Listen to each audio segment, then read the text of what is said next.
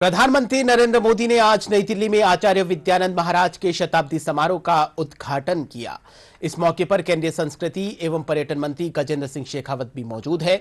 इस अवसर पर प्रधानमंत्री ने डाक टिकट और सिक्का भी जारी किया। साथ ही आचार्य विद्यानंद महाराज पर आधारित पुस्तक का विमोचन किया। प्रधानमंत्री ने कहा कि इस आयोजन में तपस्वी जीवन की गूंज है।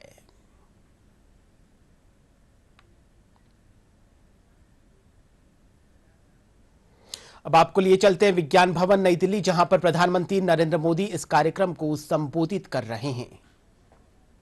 आवश्यक ये आज पहले से भी कहीं ज्यादा महत्वपूर्ण हो गए हैं और हम जानते हैं हर युग में शाश्वत शिक्षाओं को भी समय के साथ सामान्य मानवी के लिए सुलभ बनाने की जरूरत होती है।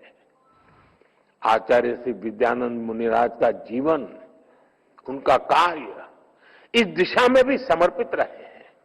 उन्होंने वचनामृत आंदोलन चलाया, जिसमें जैन ग्रंथों को आम बोलचाल की भाषा में प्रस्तुत किया गया। उन्होंने भजन संगीत के जरिए धर्म के गहरे विषयों को भी सरल से सरल भाषा में लोगों के लिए सुलभ बना दिया। अब हम अमर भय न मरेंगे, अब हम अमर भय न मरेंगे, तन कारण मिथ्यात दियो तज, क्यों करी देह धरेंगे।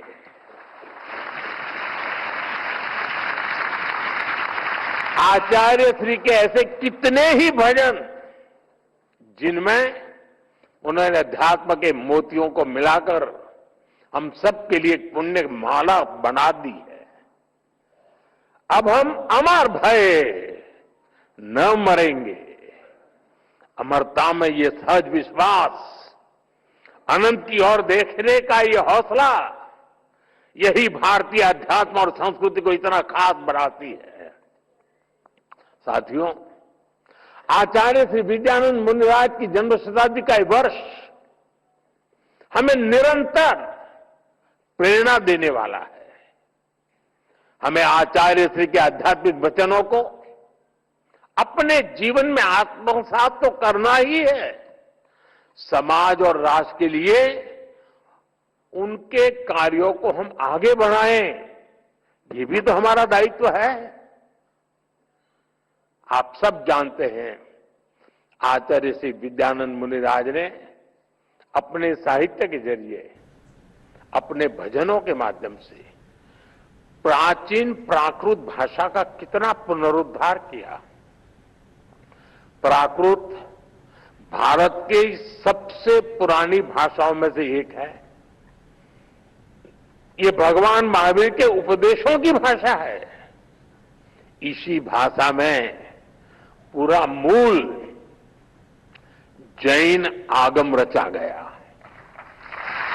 लेकिन अपनी संस्कृति की उपेक्षा करने वालों के कारण ये भाषा सामान्य प्रयोग से बाहर होने लगी थी।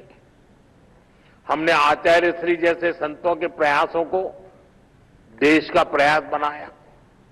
पिछले साल अक्टूबर में हमारी सरकार ने प्राकृत को शास्त्रीय भाषा का दर्जा दिया।